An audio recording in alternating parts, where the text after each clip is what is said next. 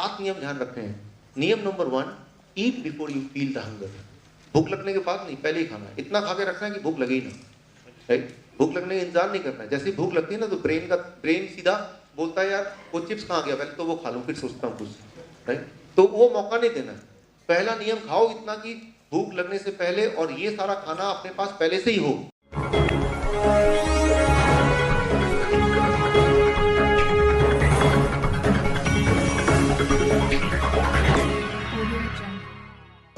Part 4 is reversing diabetes type 1 and type 2।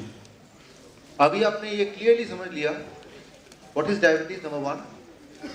Number 2, एक दवा जब जाता है बॉडी में, चाहे डायबिटीज का हो किसी भी, वो बॉडी में कैसे काम करता है। नंबर 3, खाना हम खाते हैं वो बॉडी में कैसे काम करता है। किस चीज को हम खाना बोलेंगे, किस चीज को खाना नहीं बोलेंगे, व्हाट इज द डिफरेंस। सो अब आता है कि मान लो कोई ऑलरेडी बीमार है तो वो कैसे ठीक हो, उसे क्या करना चाहिए। आज घर जाके क्या करना चाहिए। अभी का जो अगला 1 घंटा है ये मैं 2 पार्ट में बांट रहा हूँ। पार्ट 1 पहला जो है वो रिवर्सिंग टाइप 1 टाइप 2 डायबिटीज आधे घंटे का है, और ये पार्ट में आपके हाथ में एक छोटा सा एक गेम है सांप सीढ़ी का। ये गेम के माध्यम से मैं आपको समझाऊंगा। आप में से कुछ लोग ऐसे हैं जो 20 दिसंबर वाले मेरे सेमिनार में आए थे। कितने लोग ऐसे? Okay, thank you. तो उनके लिए ज़रूर ये एक बार डुप्लीकेशन हो जाएगा क्योंकि तब भी आपने इसको सुना था, लेकिन ये मेरी मजबूरी है कि मुझे दोबारा बताना पड़ रहा है। बट नए तरीके से बताऊंगा, कुछ ना कुछ इसमें भी नया मिलेगा और आपके लिए एक रिवीजन भी हो जाएगा। इसके बिना ये इनकम्प्लीट था, तो मैं उसमें आधा घंटा इस पार्ट में डिवोट करूँगा with some new things, right. और उसके बाद आखिरी पार्ट होगा पिछले 1 साल में जो डायबिटीज़ की दुनिया में नए रिसर्च हुए हैं, उनमें से जो हमारे लिए इम्पोर्टेंट है और जो अनबायस्ड रिसर्च है वो मैं आपके साथ शेयर करूँगा। एंड उसके साथ आगे हम लोग क्या कर सकते हैं, सर्टिफिकेशन कैसे हो सकता है, how you going to get the certificate of it Indo Vietnam medical board का, उस सर्टिफिकेट को कैसे हम इस्तेमाल कर सकते हैं, उस पार्ट पे मैं आऊँगा। हमारे पास लगभग 1 घंटा एग्जैक्टली है वो, इसलिए, और फिर क्वेश्चन आंसर सेशन भी है। 1 घंटा इसलिए मैं बता रहा हूँ क्योंकि इसके ये हॉल, इसके बाद शायद कोई और किसी का प्रोग्राम है, तो इसलिए हम बहुत ज़्यादा देर नहीं यहाँ रख सकते। बट कोशिश करते हैं जितना आपके सवालों में जवाब दे पाएँ। जल्दी शुरू करते हैं। Part 4 that is reversing type 1 and type 2 diabetes. ये पार्ट आधे घंटे का है। Sir please.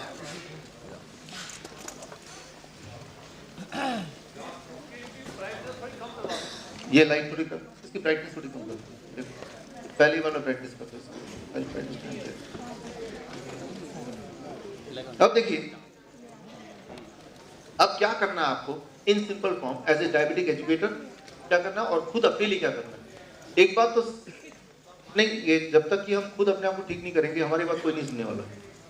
तो पहला तो अपने आप पे इम्प्लीमेंट करना है। अगर तो आप डायबिटीज है, कोई और बीमारी है, जब आप ठीक हो जाए तभी आप सोचिए कि अब मैं किसी और को एजुकेट करूंगा या करूंगी या उनको हम ठीक करेंगे। उस you have to be your own example. इसकी प्रैक्टिस चेंज करनी पड़ेगी। अब ये इधर आ जाएगा तो फिर आपको उधर जाना पड़ेगा, तो आवाज़ ही तो सुननी है।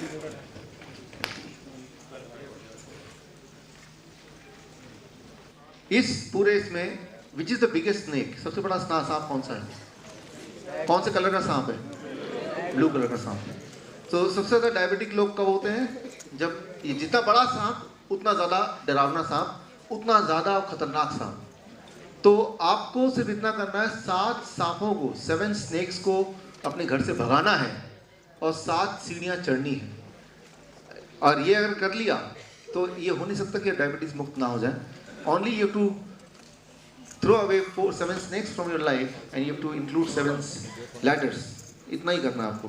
तो पहला डायग्नोसिस का सांप, ये बड़ा ही भयंकर सांप है।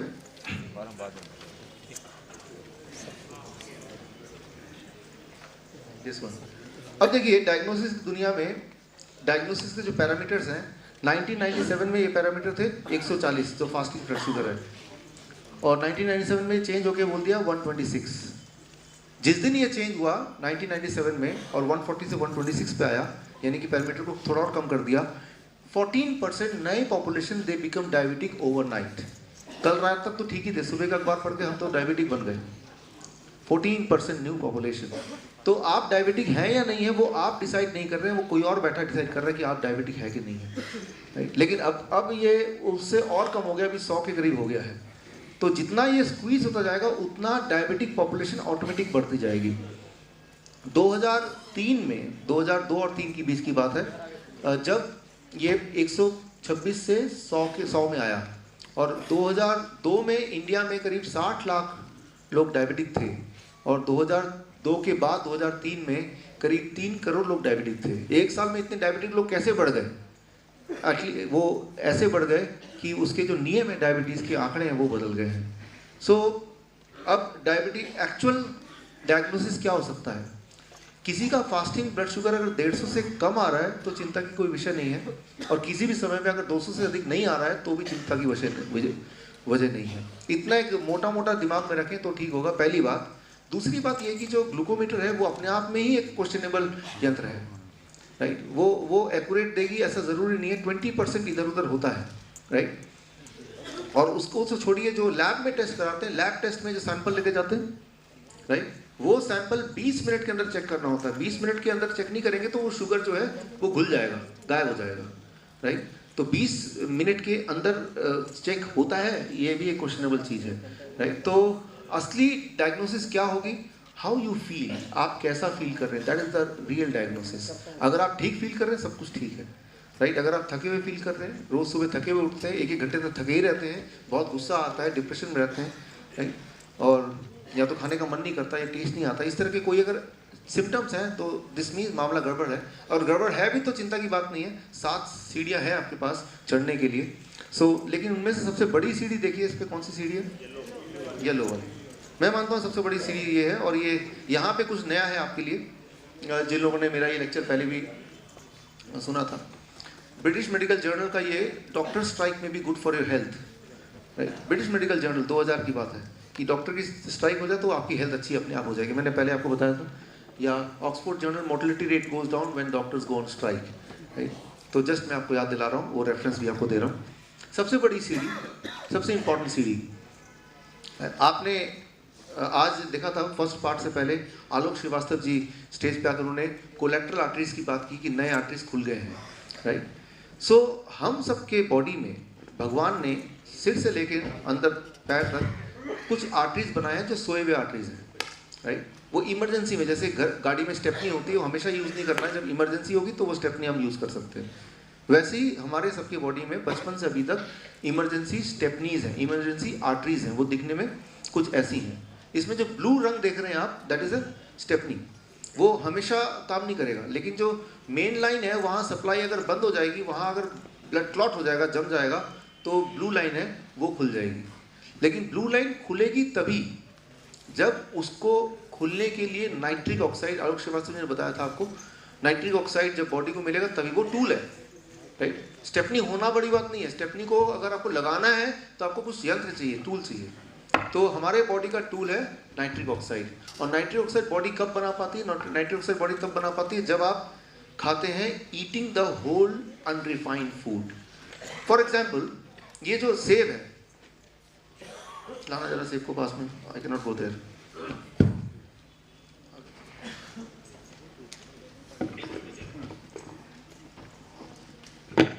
ये जो सेब है, ये सेब अनरिफाइंड है, होल फूड। होल फूड मतलब, होल फूड का मतलब होता है जिस फॉर्म में नेचर ने बनाया है उसी फॉर्म को बिना बदले वैसे का वैसे अगर आप खा रहे हैं, that is called whole food. इसका अगर हम कुछ तड़का लगा देंगे तो वो होल फूड नहीं रह जाएगा। तो जैसे हम पालक को लेते हैं ऐसे ही खा लेंगे या उसको जूस बना लेंगे तो वो होल फूड है। उसका अगर पालक पनीर बना देंगे, उसका पालक पराठा बना देंगे तो वो होल फूड नहीं रहेगा। Whole food means the food which without changing the form, if we take it in the same form, that is whole food. जब आप होल फूड खाते हैं उसी फॉर्म में तो ही आपकी कोलेट्रल आर्टरीज खुलती हैं, क्योंकि तो ही बॉडी नाइट्रिक ऑक्साइड बनाता है। नोबेल प्राइज विनिंग साइंस 1998 के अनुसार, राइट। Thank you friends. ये कल रात को स्पेशली इस प्रोग्राम के लिए इन्होंने ये टाइम दिया, 1 घंटे का टाइम। ये पूरा लेक्चर 1 घंटे का, इनका जो इंट्रैक्शन है मेरा 1 घंटे का है। वो यूट्यूब पे डाल के या आपको डीवीडी में आपको वैसे भी दे दूंगा, सो दैट ये वाला टाइम हमारा सेव हो जाए। जो और इंटरेस्टिंग चीज़ इनका आप सुनना चाहेंगे सब यहाँ पे इन्होंने जो बोला है बिल क्लिंटन के बारे में, बिल क्लिंटन अपने खुद भी बोला और इन्होंने भी बोला है, और वाइस प्रेसिडेंट ऑफ यूएसए वो भी अब इस डाइट पे है जिस डाइट की बात हम कर रहे हैं आज, right, the diet which we are talking about. तो और that is the only way. और जिन्होंने स्टीव जॉब के बारे में बोला कि वो 30 साल से कैंसर पेशेंट थे ऑलरेडी, और 30 साल से उनकी डाइट यही थी, बिना दूध के, बिना मीट के, और plant food and that too a whole food, और 30 साल तक उनका कैंसर वहीं का वहीं था।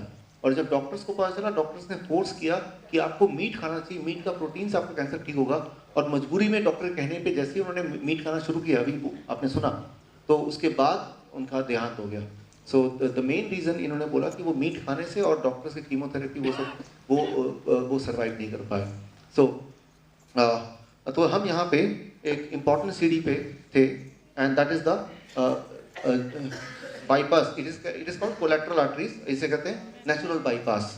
और ये बिल क्लिंटन के केस में ऐसे ही हुआ, जब उनके सारे बाईपास सर्जरी, हार्ट और एंजियोप्लास्टी फेल हुए, फाइनली वो इस डाइट पे थे। आलोक श्रीवास्तव जी भी इन्हीं डाइट पे हैं, आप स्टेज पे आकर उन्होंने बताया आपको।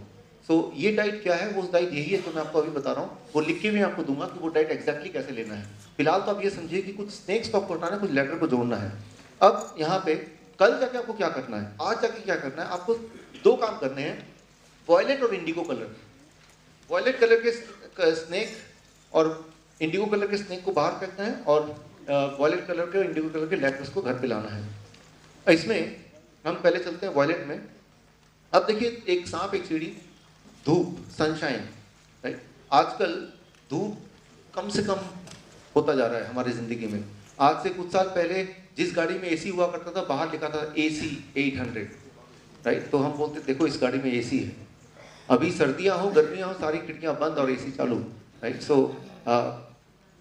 एक धूप का एक डायरेक्ट कनेक्शन है बीमारी को रोकने में या रिवर्स करने में। एंड जो लोग डायबिटिक हैं, वो सोचिए, जो लोग सीवियरली डायबिटिक हैं, इंसुलिन पे हैं, क्या उनको रोज 1 घंटे का धूप दे रहे हैं अपनी बॉडी को? अगर नहीं दे रहे हैं, फिर सोचते हैं हम ठीक हो जाएंगे, तो थोड़ा सा एक डिस्टेंट ड्रीम है, याद रखना पड़ेगा आपको, पेशेंट को बताना पड़ेगा।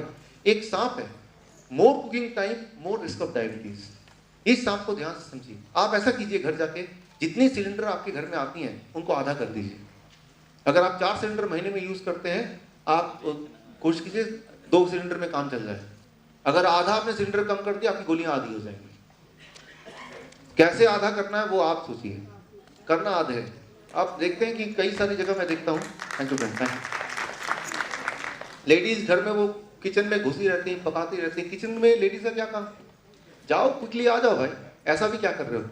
आप किसी भी कीमत में नेचर से ज्यादा अच्छा कुक नहीं कर सकते। अगर आप सोचते हैं नेचर ने जो बनाया मैं उसको कुक करके और बेहतर बना दूंगी, वो कभी हो नहीं सकता। You can not be a better cook than the nature, right. Even एक मान लो आप करेला खाते हैं, सोचते हैं खाने में अच्छा नहीं, मैं आपको चैलेंज करता हूँ, पहले दिन, दूसरे दिन, तीसरे दिन, चौथे दिन, 5वें, 6ठे, 7वें दिन वो करेला आपको स्वाद आने लगेगा। पहले दिन नहीं आएगा, 7वें दिन आएगा। लेकिन करेला कच्चा कच्चा कच्चा करेला, राइट, खाया किसी ने? देखिए, ग्रेट ग्रेट, थैंक यू। सो अब ये वीडियो चला, 1 मिनट। ये एक वीडियो है, कोई भी सब्जी लीजिए, कोई भी फल लीजिए, उसका जूस निकालिए, उसी वक्त माइक्रोस्कोप के अंदर डाल देंगे तो वो कैसे दिखेगा अंदर से? कोई भी वेजिटेबल और फ्रूट्स, उसको अगर माइक्रोस्कोप के अंदर डाल देंगे, उसका जूस निकाल के तभी का तभी, हाउ इट लुक लाइक, ये इस तरह से दिखेगा। अब देख रहे हैं इसको, राइट। अब सोचिए, एक पैक्ड जूस होगा या कोई भी वेजिटेबल जो पका दिया आपने, उसका अंदर जो माइक्रो है, क्या वो जिंदा होंगे इस तरह से? नहीं होंगे। ये जो है, these are the oxygen carrier, right. And ये जो आप देख रहे हैं लाइफ फोर्स है, जो हमारे अंदर की पाइलोरी बैक्टीरिया, आपको याद है, उससे ये इंटरेक्ट करती है, उससे तालमेल बनाती है कि आगे का सफर कैसे तय करना है।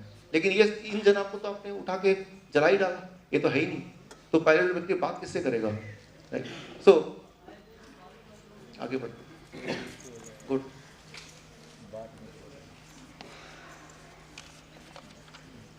Next, okay.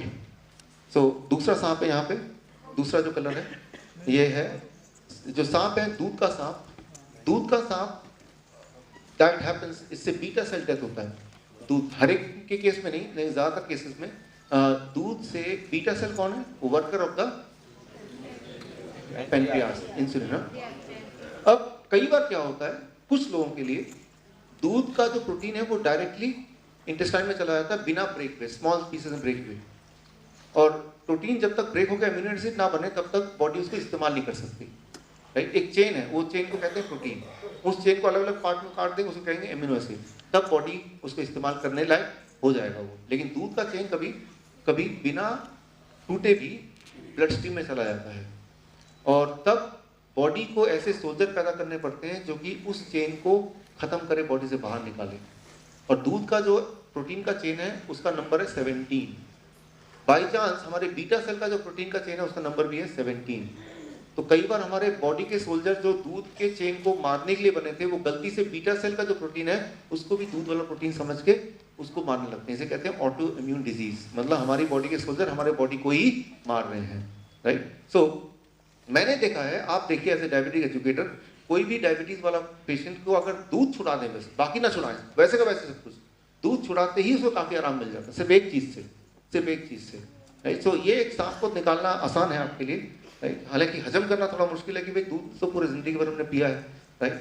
लेकिन सच्चाई तो यही है। सीडी देखिए, कोकोनट वाटर। हमारे जब भी कोई बीमारी होती है तो मिनरल की जो बैलेंस है, including calcium, potassium, magnesium, cobalt, ये बिगड़ जाता है। कितना बिगड़ा ये दुनिया में कोई नहीं जानता, वो तो आपके अंदर का जो लीवर है वही जानता है। सिंपल मिनरल वाटर है कोकोनट वाटर, राइट। तो दिन में 2 बार 3 बार कोकोनट वाटर पीजिए। हम मेरे पास कितनी पेशेंट आते हैं, कितने कितने पेशेंट आते हैं, और जैसे ही वो कोकोनट डाइट पे रहते हैं, coconut water and coconut diet पे, वो उनका किडनी क्विकली काम करता है। लेकिन उनका एक शर्त होती है, थैंक यू सर, एक शर्त मैं रखता हूँ कि ये डॉक्टर को मत बताना, क्योंकि कोई भी किडनी पेशेंट है डॉक्टर के पास जाता है, सबसे पहले वो बोलता है कुछ भी खा सकते हैं बस कोकोनट वाटर मत पीना, राइट। तो वो डॉक्टर को डर है कहीं पेशेंट ठीक ही ना हो जाए। सो ये एक सीढ़ी है। अगले पे आते हैं। ये तो आपको बताया 60% of world heart disease patient are Indian, लेकिन इस फिगर को 60% से कम करना है तो ये एक सांप को घर से निकालना पड़ेगा, animal fat and oil. Quickly मैं आपको समझाता हूँ। देखिए, फैट हमारी बॉडी के हर सेल की मेम्ब्रेन में होता है, फैट हमारे लिए जरूरी है, राइट। लेकिन फैट 2 तरह से आता है। जो हम खाते हैं एनिमल फूड, उससे फैट आता है, दूध उससे आता है, और जो हम वेजिटेबल फूड खाते हैं उससे भी फैट आता है। फैट का चाहे एनिमल से आए, मिल्क से आए, फ्रूट से आए, वेजिटेबल से आए, केमिकल स्ट्रक्चर सबका सेम है, केमिकली वो सेम दिखेंगे, फंक्शनल स्ट्रक्चर सबका डिफरेंट है।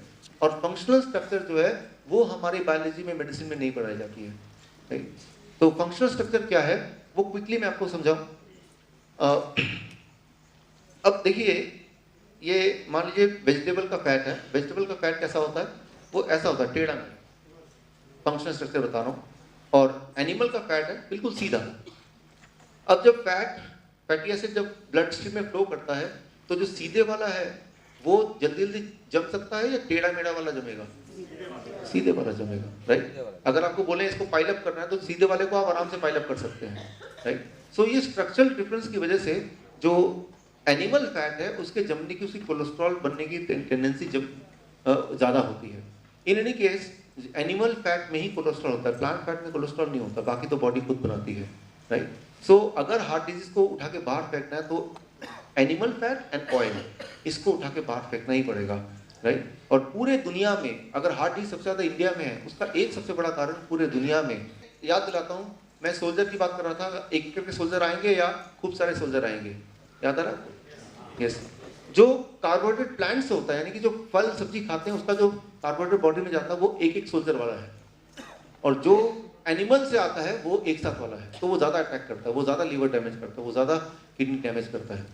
तो क्योंकि कार्बोहाइड्रेट फ्रॉम प्लांट वो एक एक करके आ रहा है, धीरे धीरे आ रहा है, पायलोरी वॉल्व उसको कंट्रोल कर पा रही है, वो एक साथ ब्लड स्ट्रीम में नहीं जा रही है, रेगुलेट होते हुए जा रही है, तो ब्लड शुगर बहुत ज़्यादा नहीं बढ़ सकता किसी का, राइट। वो नॉर्मलाइज ही रहेगा, बहुत ज़्यादा नहीं बढ़ेगा। जबकि एनिमल फूड से, जैसे अंडा है, जैसे दूध है, राइट, तो वो एक साथ अटैक करने वाला टेंडेंसी उसमें होती है। So that is this stands for example मैं कहता हूँ VIP, very important person, DIP, disciplined and intelligent person। तो हम सब disciplined and intelligent person हैं। जैसी लाल बत्ती देखी रुक गए, फिर ग्रीन देखा तो देखा आगे पीछे, तब निकाला गाड़ी। तो प्लांट का जो कार्बोहाइड्रेट जब बॉडी में जाता है तो वो रुकता है, वो पाइलोरी बैक्टीरिया से पूछता है आगे बढ़ूँ या अभी रुकूँ यहाँ पे, फिर लिवर इंडिकेशन देता है हाँ भाई ब्लड ग्लूकोज कम हो गया अब जाओ, तो उसका शुगर नहीं बढ़ सकता, लेकिन जो वीआईपी डाइट है, जैसे इंडस्ट्रीज फूड है, मैंने आपको पत्थर दिखाए थे, राइट, सफेद पत्थर, काला पत्थर, वो वीआईपी की तरह काम करते हैं, सारे बैरियर को तोड़ते हुए निकल जाते हैं। So that we have to understand. अब देखिए यहाँ पे एक सीढ़ी है, plant protein, protein from plant improves the insulin sensitivity. अभी एक सवाल आया था कि प्रोटीन कहाँ से लें, क्या प्रोटीन के कुछ कैप्सूल्स हैं, कुछ प्रोटीन पाउडर होता है जो जिम वाले लेते हैं, राइट, क्या हमें लेना चाहिए? अब देखिए सारे प्रोटीन एक जैसे नहीं होते, प्रोटीन अलग अलग तरह से काम करते हैं। इसमें जो प्लांट प्रोटीन है, पहली बात तो इंसुलिन है, इंसुलिन किस चीज़ की बनी है? इंसुलिन बनता है प्रोटीन का, राइट। सो आपने देखा कि आपके घर में लोहे का एक दरवाज़ा बना है या ताला बना है और एक स्टेनलेस स्टील का ताला बना है, तो क्वालिटी पे डिपेंड करेगा वो ताला कितनी देर तक चलेगा, राइट। दोनों ही लोहा है बट एक ज़्यादा देर तक चलेगा, एक जल्दी खराब हो जाएगा। सिमिलरली जो प्लांट प्रोटीन से जो इंसुलिन बनता है वो ज़्यादा सेंसिटिवली काम करता है। कहने को वो प्लांट प्रोटीन है but it is different from the animal protein.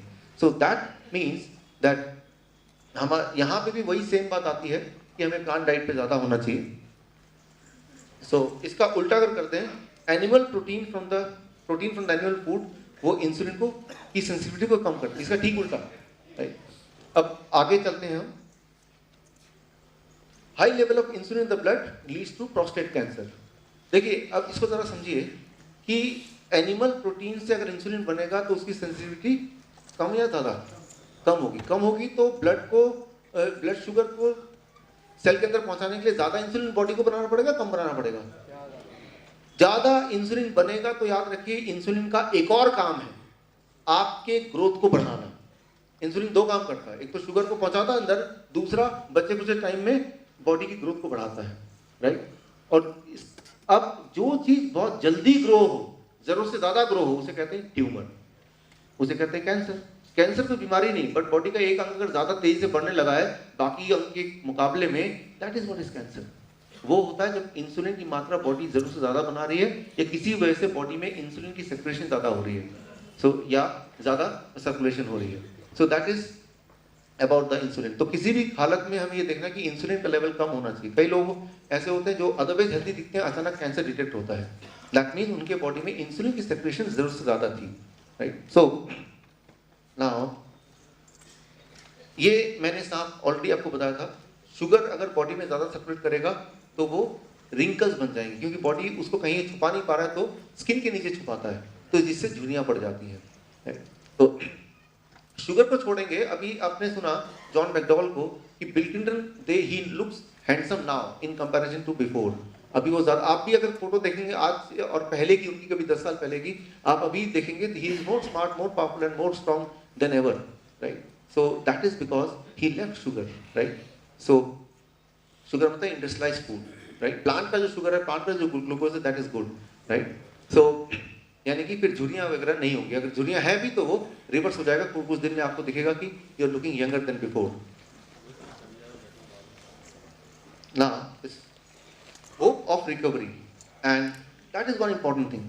कई सारे पेशेंट आते हैं, वो सारा रूल फॉलो करते हैं, लेकिन समहाउ बोलते हैं हम रिस्पॉन्ड नहीं कर रहे, ठीक से नहीं हो रहा। फिर मैं उनको बोलता हूँ आप मेरे सेमिनार में आओ। जब सेमिनार में आते हैं, बहुत सारे लोगों को देखते हैं वो ठीक हो चुके हैं, उसके बाद जब सेम ही डाइट खाते हैं, मैंने देखा कि अब फर्क पड़ता है उनको। So hope for to recovery कि मैं ठीक हो सकता हूँ, that will play an important role. क्यों? क्योंकि जैसे हम होप करते हैं मैं ठीक हो सकता हूँ, बॉडी के जो सेल्स हैं उनके दरवाजे थोड़े से पहले से खुल जाते हैं, बॉडी की इम्यूनिटी, व्हाइट ब्लड सेल थोड़े और बढ़ जाते हैं, प्रोडक्शन भी बढ़ जाती है। इम्यूनिटी स्ट्रांग होगी तो बीमारी कम होगी। सो hope for recovery is one important thing. अब ये है हेल्पिंग अदर्स, सबसे इंपॉर्टेंट सीढ़ी मुझे लगता है, and that leads to long life. दूसरों की मदद करने से आपकी आयु बढ़ सकती है। ये सुनने बड़ा अजीब लग रहा है या स्पिरिचुअल लग रहा है, लेकिन इसके पीछे कुछ साइंटिफिक लॉजिक है। मेरा काम है दुनिया में घूमना, अलग अलग जो नए रिश्ते उसको कलेक्ट करना, और मैं एशिया बुक ऑफ रिकॉर्ड का चीफ एडिटर भी हूँ, आपने से कुछ लोगों को पता होगा। कुछ समय पहले दुनिया की सबसे ओल्डेस्ट लिविंग लेडी वनथाउ जिले में रहती हैं, उनके पास जाने का मौका मिला और उनको अवार्ड देने का मौका मिला। Can you guess what is the age? इनका एज है 121 ईयर्स, 1 से 121 साल। इनको मैंने, मेरा मन था कि इनको भी स्काइप पे लाऊं, लेकिन अगली बार जरूर 15 मार्च को जब दोबारा मिलेंगे तब मैं इनको बोलूंगा कि आप स्काइप पे आके थोड़ा हमसे चैट कीजिए। जब इनसे मैं मिलने गया तो मुझे लगा कि बहुत बुरी होंगी तो उन्हें डिस्टर्ब फील होगा कि पता नहीं कौन आगे क्या पूछ रहा है, वो भी भाषा भी समझ नहीं आ रही। लेकिन मैं ताज्जुब हुआ कि वो पहले से तैयार थी, बाहर से कोई मिलने आने वाला है। इससे पहले कि मैं कुछ पूछता 15 मिनट तो मुझे बोलने ही नहीं दिया। आप कहाँ से हैं, कितना दूर है, जहाँ हवाई जहाज में खाना मिलता है क्या, क्या खाना मिला, बच्चे का नाम क्या है, राइट। तो यहाँ से इंडिया जाना तो कितना समय लगेगा। तो ऑल दोस्त आई मीन कि उनका इंटरेस्ट आज भी उतना ही है सब चीज़ों में जितना कि हमारा और आपका इंटरेस्ट है आज, राइट। सो उनसे मैंने पूछा, आप बताइए कि इतने लंबी आयु किसी को जीना है तो what is the most important thing. So then she gave the answer, helping others, right. So दूसरे की मदद करो। तो ये सीढ़ी मैंने उनसे इंस्पायर होकर ये सीढ़ी मैंने इसमें डाली है, और मुझे भी लगता है कि logically scientifically it plays an important role. So आपको सिर्फ इतना करना है कि ये 7 सीढ़ियों को चढ़ना है, 7 सांपों को बाहर निकालने की कोशिश करनी है। तो उसके लिए क्या करना पड़ेगा एग्जैक्टली, अब स्टेप बाय स्टेप क्या करना पड़ेगा। कल जाए तो पहला सुबह उठ के क्या खा लें हम, तो पहला week, first week diet, first week क्या करना है, कल सुबह से क्या करना है। अगर आपके पास कोई डायबिटिक पेशेंट आता है, या आप में से कोई डायबिटिक है या हार्ट डिजीज है, हार्ट रिलेटेड कोई डिजीज है, हाई कोलेस्ट्रॉल है, हाई बीपी है, स्टेंट लगने वाले हैं या लग गए हैं, दोबारा नहीं लगे, ब्रेकफास्ट, पहले हफ्ते का ब्रेकफास्ट 500 से 700 ग्राम फ्रूट ब्रेकफास्ट, 3-4 तरह के fruit, mainly citrus fruit, Apple, अनार, गुआवा, पपाया, किसी भी 3 तरह का फ्रूट लीजिए जो सिट्रस नेचर का हो, ज़्यादा अच्छा, और वो 500-700 ग्राम। जब आप 400 ग्राम खाएंगे ना, पेट भर जाएगा, आधे घंटे में और भूख लगेगी, फिर 100 ग्राम, फिर 100 ग्राम, भूख लगने से पहले खाना है, राइट। ये हो गया ब्रेकफास्ट। लंच में 2 पार्ट में लंच, देखिए 2 प्लेट रखने हैं, अब से 1 प्लेट की 2 प्लेट, प्लेट 1 प्लेट 2। प्लेट 1 में करीब 400 से 500 ग्राम वेजिटेबल्स, राइट, या तो रॉ वेजिटेबल या जैसे आपने अभी खाया स्टीम्ड या थोड़ा बहुत बॉइल्ड वेजिटेबल। प्लेट 1 400 से 500 ग्राम, कम नहीं, थोड़ा सा नहीं, 2 खीरे के टुकड़े ऐसे नहीं, पहले आपको वो खाना है। पहले जब ये पहले खाएंगे ये लिवर में जाएगा, when it will go to liver signal दे देगा, पेनक्रियास में सारे लोग तैयार रहेंगे, एनफ इंसुलिन सर्कुलेट करेगा, और तब तक 500 ग्राम खाते आपका पेट 70% भर चुका होगा। बाकी जो 30% पेट जो बचा है, खाने की जो भूख है, उसके लिए प्लेट नंबर 2 में वही वाला खाना रखिए जो अभी तक आप खाते आए हैं, घर में जो खाना बना है, जो आपके बाकी लोग खा रहे हैं वही खा लीजिए, लेकिन वो ज़्यादा नहीं खा पाएंगे क्योंकि प्लेट 1 से आपका पेट 60-70% भर चुका है। डिनर में भी यही वाला नियम फॉलो करना है, जब भी हमें खाना खाना है, लंच या डिनर, तो प्लेट 1 प्लेट 2। प्लेट 1 में रेनबो कलर वेजिटेबल मीन्स हर वेजिटेबल में there is a pigment, outer layer. ये आउटर लेयर क्या करता है, अब देखिए ये हमने काट के रखा था ना, ये क्या हो गया, ऑक्सीडेशन मीन्स फ्री रेडिकल पैदा हो गए। वो फ्री रेडिकल पूरे बॉडी में जब ट्रेवल करेंगे तो बॉडी में घाव करते रहते हैं। उसको मारने का काम किसका है, ये बाहर का लेयर। अब देखिए इसमें बाहर का लेयर है ना, तो इसमें ऑक्सीडेशन नहीं हो सकता। तो जब खाएंगे ये छिलका भी खाएंगे, वो रंग बिरंगा कलर खाएंगे, येलो कलर के फ्रूट्स वेजिटेबल आते हैं, ग्रीन कलर के आते हैं, लाल कलर का जैसे चुकंदर है, टमाटर है, वो multi colour that plays an important role. कुदरत ने शायद कलर इसीलिए डाला है इसमें। सो ये week 1 diet, right, it should be raw or partially steamed, raw, boiled, जैसे आज आपने खाया, राइट। एंड हुंजा टी आपने आप स्नैक्स में आपने हुंजा टी मिला होगा, ये हुंजा टी है। हुंजा टी की रेसिपी हम आपको ईमेल कर देंगे, राइट। आपको अंदाजा भी हो गया होगा, उसको इसका वीडियो तो आपको मिल ही जाएगा, तो आप वहां से देख सकते हैं। This is a week 1 diet. मैंने देखा है ऐसे पेशेंट जो पिछले 7 साल से डायबिटिक हैं या 5 साल से डायबिटिक हैं, ये वीक 1 डाइट फॉलो करने से ही पहले हफ्ते के अंदर ही उनका 60-70% उनकी तो दवा छूट जाती है, पक्का ही छूट जाएगी, right. So but that is week 1 diet. Now week 2 diet, 1 हफ्ता हो गया, आपके पास दोबारा वो पेशेंट आता है या आप खुद ही पेशेंट हैं, तो दूसरे हफ्ते क्या करना है। दूसरे हफ्ते का first thing in the morning 10 तुलसी के पत्ते और थोड़ा सा अदरक, 1 नाखून बराबर, राइट, उसको मुंह में रख के चबाना है। कुछ लोग बोलते हैं चबाने से तुलसी नहीं चबाना चाहिए, तो आप कूट लीजिए अगर आपको ऐसा कोई शक है, और मुंह में जीभ में रखिए, 3-4 मिनट रखिए, उसका रस बॉडी में जाएगा, दैट इज इंपॉर्टेंट। वो सिग्नल दे रहा है, वो सीधा पेनक्रियास सिग्नल देगा, बीटा से समझ जाएगा भाई अब खाना आने वाला है, वो क्विकली काम करेगा अपना, राइट। तो पहली चीज। उसके बाद ब्रेकफास्ट में नाइट्रिक ऑक्साइड ब्रेकफास्ट, इसमें मूंग होगा, राइट, कोकोनट होगा, नारियल, सोप बादाम होगा, टमाटो होगा, बीटरूट होगा, ग्रीन चिल्ली होगा, कोरिएंडर लीव्स, धनिया होगा, लेमन फॉर टेस्ट होगा, ये सारा मिला के करीब 300 से 400 ग्राम। राइट, ये रेसिपी आपको मिल जाएगा बिकॉज डीवीडी थ्रू यूट्यूब आपको मिलने वाला है, जो हम मेल करेंगे आपको लिंक। तो ये होगा ब्रेकफास्ट, ये जितना खा सके उतना अच्छा, जितना ज़्यादा खाएंगे उतनी जल्दी क्योर होंगे। ये breakfast nitric oxide protein produce करेगा। नाइट्रिक ऑक्साइड का इंपॉर्टेंस मैंने आपको थोड़ा सा हिंट दे दिया है already. Lunch, Hawaiian lunch week 2 में, ये लंच बनाने के लिए 2 slice potato, french beans, capsicum, green chilli, lemon to taste, coriander leaves, right, लौकी या तोरी 300 ग्राम। ये इस तरह से उसको काट के अगर वो कर देते हैं, थोड़ा सा स्टीम कर लेंगे तो ये अच्छा टेस्टी फूड बन जाता है। राइट, तो ये this can be lunch and this can be dinner also.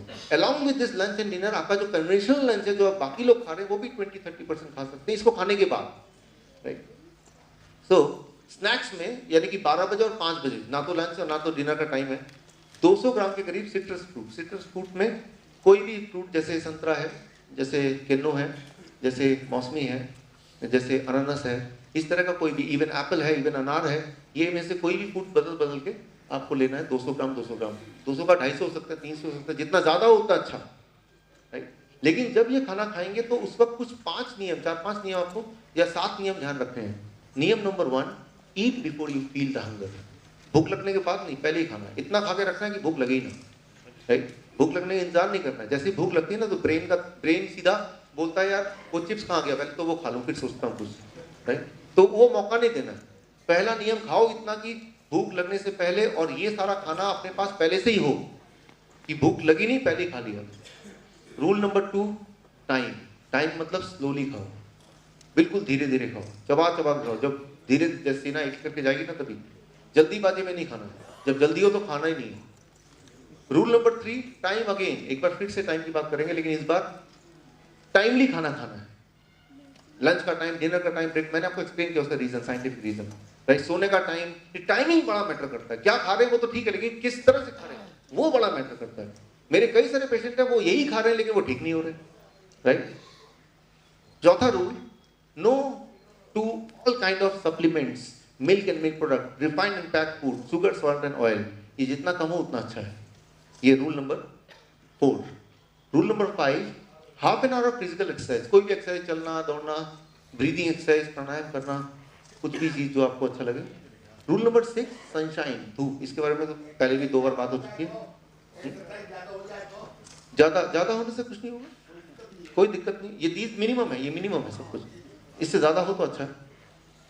Sunshine, कम से 1 घंटा सनशाइन तो के सामने तो रहेगी, धूप के सामने रहेगी। Rule number 7, blood sugar monitoring. एक इंपॉर्टेंट रूल, सबसे इंपॉर्टेंट रूल ये है, जब आप इस डाइट पे रहेंगे, पहले 3 दिन के अंदर आपका ब्लड शुगर इतना कम हो जाएगा कि आपको मजबूरी हो जाएगी ड्रग डोज रिड्यूस करने के लिए।